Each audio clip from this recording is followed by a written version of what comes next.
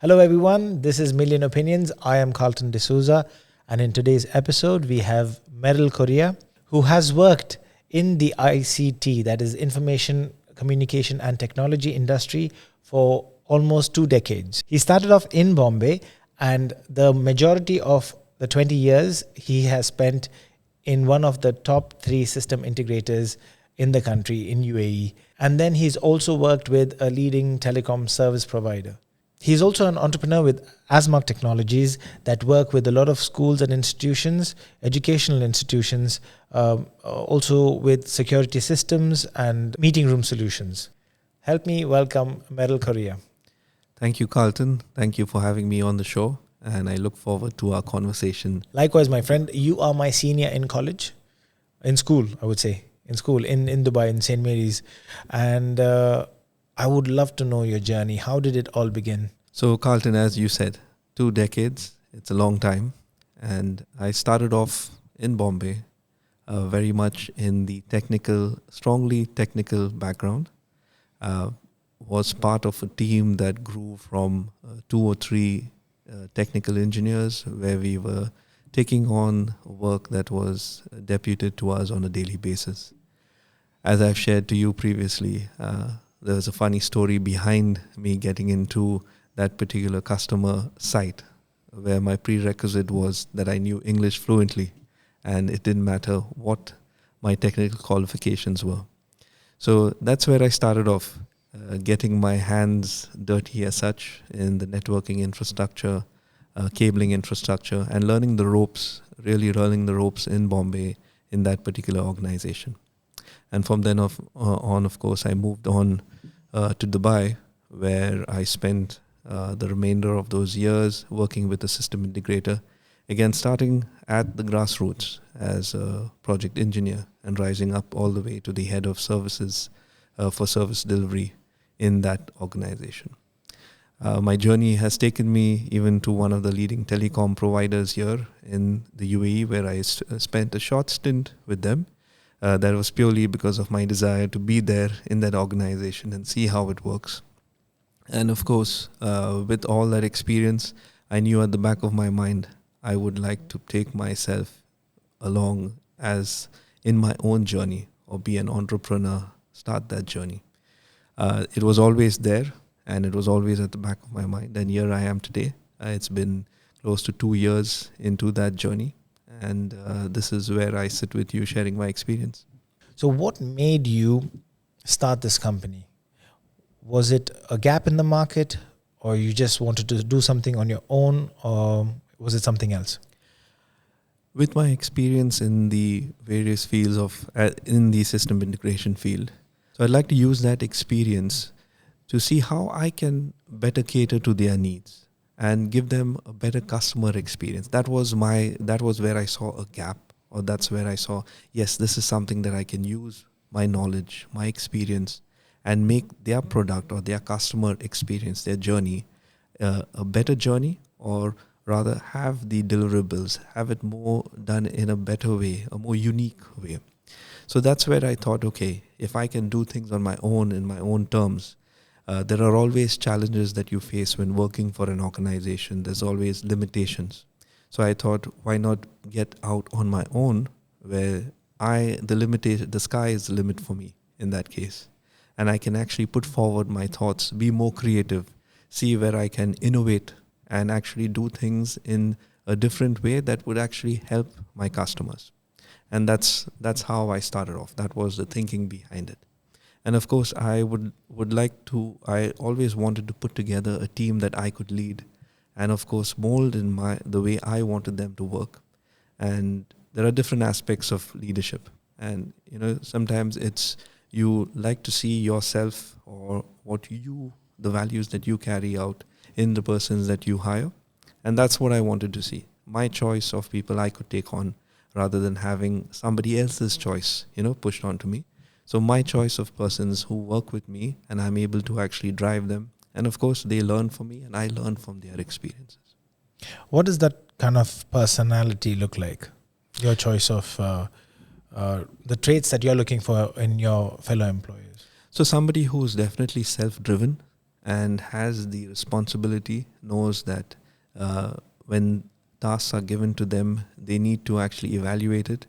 I'm always there as a leader to support them, but I prefer them being self-driven, finding solutions for themselves. Of course, when there are critical issues, when there are things that I need to step in, I'm always there. So keeping one hand on the business, looking at the business development is one of my key roles, but at the same time making sure that the team that delivers the end product, delivers our services, they keeping them, or rather keeping a hand or keeping an eye over them, is equally important. So if I know my business, as I said in the start, my knowledge of my business is critical. If I don't know something 100%, I cannot expect my team to also give that 100% and get that product or service out to the customer in the same way. Your thoughts on interns and internship? Are you open to accepting interns in the company? Very much. In fact, in my previous companies, I have advocated for interns to come in, especially summer interns. It's not only the learning experience for them, it's also for us. It's a two-way, I see it as a two-way street. There are a lot of things, new ideas, new creative ideas that you can get from interns, which is my experience with them. And I would definitely be open to having an intern working within our organization. It not only gives my team that is there, in most cases you have your interns buddy up with someone. Now the person who's giving them the opportunity to learn also has an opportunity to be a leader. In certain roles, probably they have a manager and there's no one else, that reports to them. So in this case, it allows them also to see aspects of leadership that they would probably have not been able to probably exhibit or, show. And that also helps them grow as individuals in their specific roles or in their character as such. Your team, when it comes to hiring mums or employees who would like to work from home at times, your thoughts on that? For our organization, to be very honest, we have two individuals who are currently working with us who have the flexible options. They are mums, they have their kids at home, and we do have a flexible option wherein they can come in at certain parts of the day and then the rest of the day they work from home. We also have the option of working from home. Of course, we work in the office 4 days a week, and then the 5th day is an option to actually work from home. So we are very open to it. We are very flexible. At times, we do find that when you as an employee have that concern for your, as an employer, have that concern for your employee, they tend to actually be more productive because they have that sense of belonging, that yes, this is the organization cares for me, is willing to go that extra mile for me, so why don't I also put in that extra bit? How do you manage being open to internship, working from home, and flexible hours as a startup? As a startup, in the very beginning, it is difficult. Now, we've been here for 2 years, and to be very honest, we've had employees working in this work from home option probably in the last 6 to 8 months. Now, it's been working for us, so we are glad that it works. And of course, there are certain times when we do have to tweak it. As a startup, it is a bit difficult. We prefer having our employees in front of us or present with us. But then we have learned how to overcome that. Of course, with new collaboration tools, which are freely available, we actually enable our staff to speak or rather, have one-on-one conversations over Zoom or Teams.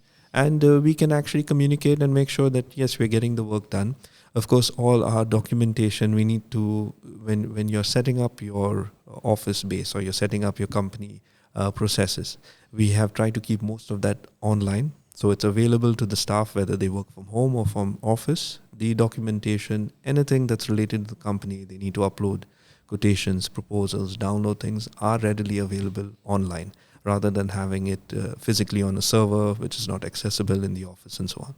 So that's something that we took care of from the very beginning, where we set up our organization to be very agile. We can access our documentations, emails, things like that from wherever you are. How big is your team, Merrill? At the moment, in the office, we have a team of 3 staff who manage the back office. While on the field, we have close to 10 staff who are permanent employees. And of course, we have the model of outsourcing certain jobs. So as we get multiple projects, we get bigger projects. We do have the option of taking on staff from the job market, where we have daily guys working with us on a daily basis, a weekly basis, or a monthly basis. So that depends on each project. However, our staff strength as such is close to 14 individuals who work with us, and the rest, as projects come, we take on additional staff as required. Your approach to leadership during tough times? My approach to leadership during tough times is to listen more and actually listen to my employees first, rather than dishing it out or adding my opinion. Because in critical times, it's very important to know both sides. And I have my opinion, yes. But when my employees are at the front end, they are the ones facing the critical situation, it's always good to hear them out and then communicate. And rather than listening to them to reply, I actually try to listen to them and come up with a solution that is amicable. I know every employee in a critical situation is also under a certain amount of pressure. And it's not the best time to be picking up faults, pointing fingers. It's actually, you are there to give them a solution rather than picking out their probably the faults that led to a particular situation. So in my opinion, it's always good. Look at it as find the solution, resolve that, and then you can go back, to seeing what went wrong, where it went wrong, because then you have time to go into a retrospect and say, yes, this is what we could have done better, and this is what we need to do going forward. So what I get from you is you have a conversation not to win, but to understand and solve the problem. Absolutely. Absolutely. Okay. So in 2 years of your business, what plans have you made to scale your business? So as any business entrepreneur has the dream, you would like to be this major disruptor in the market and try and do something different. I would love to do that, but since I'm at I would say I'm still at the infancy of my entrepreneurship journey. And for me, I would rather stabilize and sustain the business that I have, growing the customers, ensuring that at the same time, my employees also are growing because they are experiencing these customers or the contacts, the relationships that I have built within the market for the first time. So I would like to stabilize and grow that, and then probably 5 years down the line, see how I can disrupt with maybe some innovative ways of doing business, something in terms of technology, in terms of service. That's when I would be in a position to actually maybe be a disruptor in the market and create something unique for the market. So let's talk about your products and services. Asmark Technologies, can you please go in depth of what you do? Now, at our infancy, we were just doing the structured cabling, but we saw that there was a gap where the civil works, that's where you actually prepare the routes for those cables to be installed, were being done by other contractors. In the last year or so, we have actually added on resources that are able to do that for us. So we have kind of captured a bit of the business or the market where we can do both. We prepare the route for the cabling as well as lay the cables and do the rest of the structured cabling. So that's something that we work under the ban of civil works for the IT infrastructure, which has really grown for us because we're able to give the customer an end-to-end solution, not just for the cables or the termination. We also do the civil works for them. So this is one aspect of the business that we are doing. The other aspect, as I said, is meeting room solutions, where we have tied up an authorized partner for one of the leading vendors, manufacturers of multi-boards within this region. We provide multi-board solutions. Being authorized partners, we also give unique tailor-made solutions. And this is something that we are looking to grow within the next year. And hopefully we can position ourselves as a partner of choice when it comes to meeting room solutions, especially for the small and medium business markets, and look to actually grow that further into the enterprise sector. How are your products and services different from the rest? I wouldn't say they're different. It's just how we present them is what we try to be more creative, more unique. Our solutions are not always off the shelf. You would have a base solution which is off the shelf. As I said, we cater for our meeting room solutions where we can give the customer what they would prefer in terms of, or a unique solution that they are coming up with. I'll give you an example. Recently, we had a customer requesting for a meeting room solution which also had their CEO's room as part of the meeting room. Now, this is something that we had to go back to our partner, our vendor, and say, yes, this is a solution. We had to actually come up with different components that can be added on to that solution. So this is where I'd like to actually continue positioning ourselves as a partner of choice that can give the customer varied options in terms of solutions, not just off the shelf. So this is what we would like to do. When it comes to our cabling business, there's not much that we can do in terms of cabling, but there are certain solutions that we provide for certain buildings which belong, probably they are different in terms of their structure, where we have to be very careful when we are trying to pull the cables, install cameras.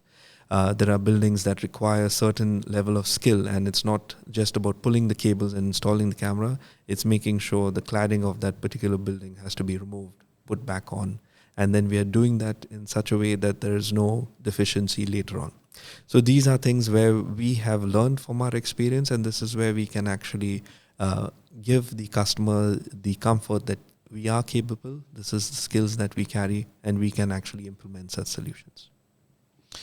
One of the most quote-unquote interesting feedback that you've received from your customers would be, I didn't think y'all could do this.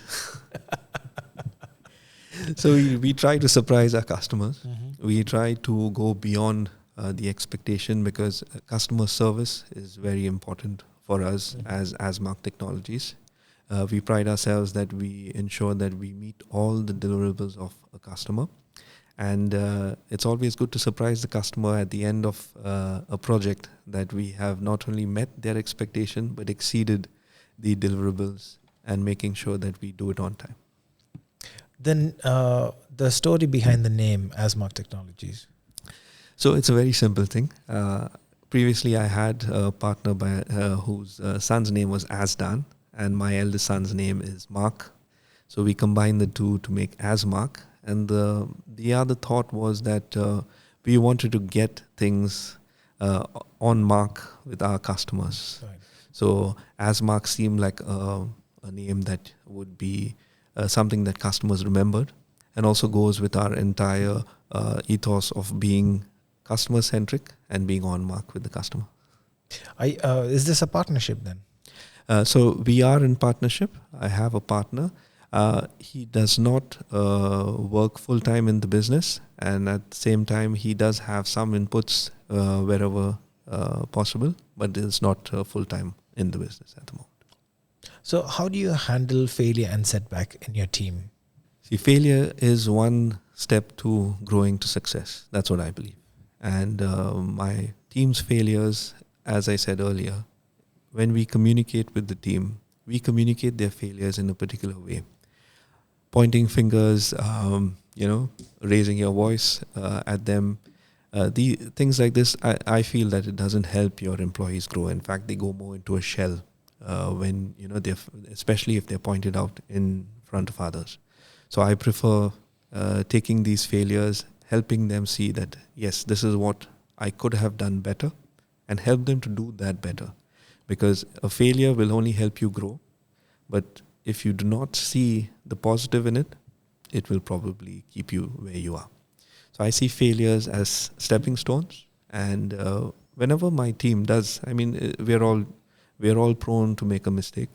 There are some things that are new to us, especially in our line of work. There are times when we are faced with new situations, and probably we have done something that would cause us, there could be an issue, it could be a failure, and we have to learn from that. So lessons learned is something that we always cherish in our industry. We have to look back at it. I know it's always written down, filed, and kept somewhere at the back of a storage server, or kept somewhere, filed and kept somewhere. But lessons learned are always very important for us in our line of work, because you do at times do the same thing, a repeated task.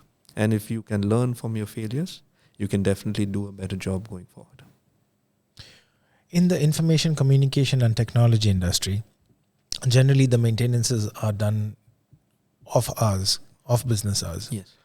And also having a startup or a young company, how do you manage your personal time with your business then? And when I say personal time, I mean your personal time and your family time. Very good question. So my preconception before I got into being an entrepreneur was that I would have a lot of time to myself, give a lot of time to my 3 wonderful children, and of course my wonderful wife. That unfortunately was not what I was faced with at the offset. There were, at the initial stages, times when I had to spend a lot of time in the business, and that meant even weekends, even after hours. But after that, I feel it's a choice that you can make. As an entrepreneur, you can manage your own time. That's the one key aspect of it, or advantage of it. And you can also choose to shut off, switch off, and take time off. Making money, being part of the business, getting things done, making sure your business grows. Yes, that is part of what you're doing as a business. But I strongly believe that you have the choice. You can shut off and you can decide, yes, this is when I want to be with my family. You do tend to get those calls, even after working hours. But again, those are boundaries and limits that you can set. And I have done that, thankfully, in the last year with a lot of my customers, where they will know, yes, you can give me a call. I will answer you, but probably not for more than a minute, because after a certain time in the evening, I am spending time with my family, and most of my close customers who know me and have built a relationship with me know that about me. Weekends are spent with the children and, of course, with a lot of other voluntary work. So they are very much aware of that. And I think if you can set that, it's not that you are not giving them the time, you are. And that's where, if you can actually go beyond their expectations, your customer knows that this particular company is meeting our requirements and going beyond that. There is that unspoken rule between the customer and probably the closest customers that I have, that this is how I work, and they respect me for that, and I also respect their time. So if it's a give and take between our customers.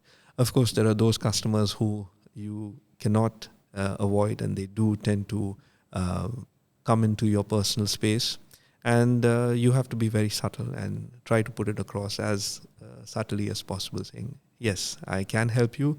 Can I come back to you tomorrow morning? So there are ways of managing them.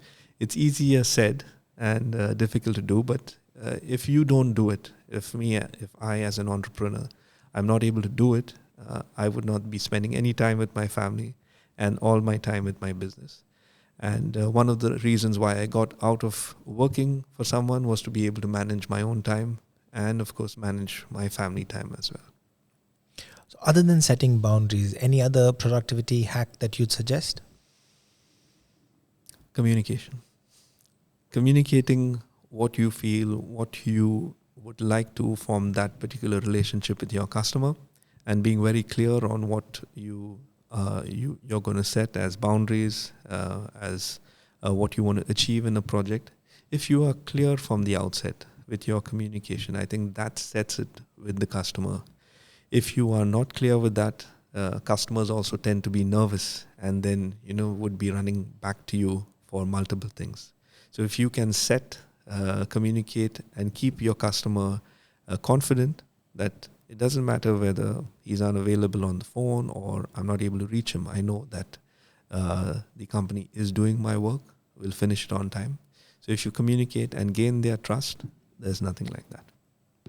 Where do you see the company 5 years from now? 5 years from now, I see the company being more stable, more focused on what we are already doing. As I said earlier, we would like to disrupt the industry or disrupt the market, but we would like to be stable and probably innovate in certain solutions where we are not there yet, offshoots to what we are already doing. Of course, I would also like to see our employees growing in their roles. I would like to take on more employees and of course get a bigger office space. That's something that I already have as where I see my company moving to.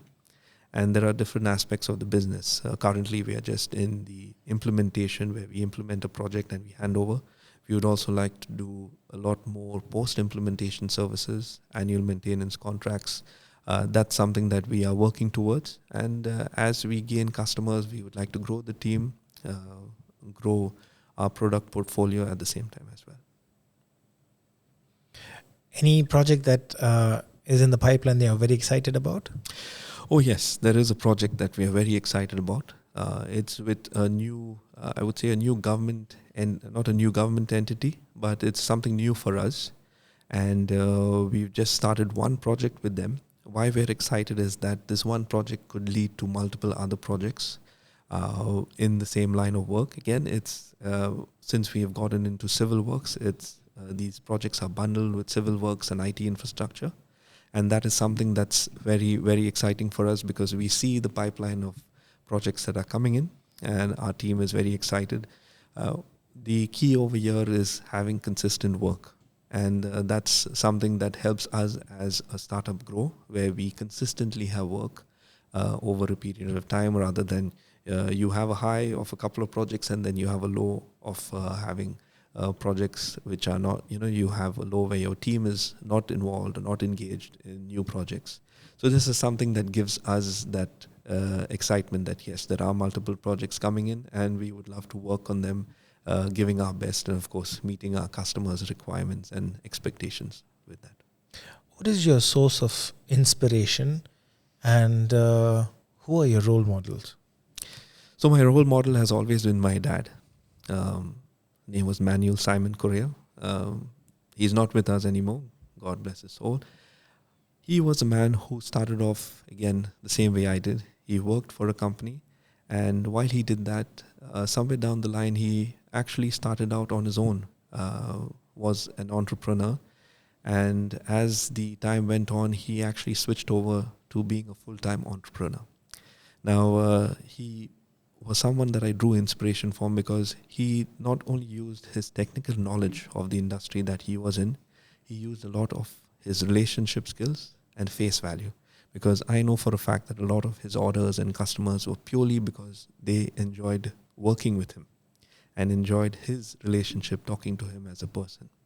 And that's what I try to model myself on. It's not just building a relationship because of business, but it's building a relationship because as a person, I would like to get to know my customer, and that's the relationship I would like to build. And that's from where I see myself growing my business as well. During the difficult phases of your life, who's the person in your corner? I would say that's my wife, Althea. She's been my rock. She's always there, egging me on. She's very strong in the financial aspects of business and her work as well. And she keeps me grounded. I would love to say I have millions that I would like to have in my revenue and pipeline. She brings me down to reality that this is what you need to achieve and this is what is achievable. So I would say she is my anchor that keeps me going. And I would like to I really appreciate what she does for me and the family. Any advice for young budding entrepreneurs or students that would want to take this journey? What books would you recommend? What advice would you give them? Or what podcasts would you ask them to listen to? So a book that I keep by my side, besides the holy books that we read, besides that, I have Napoleon Hill's Think and Grow Rich.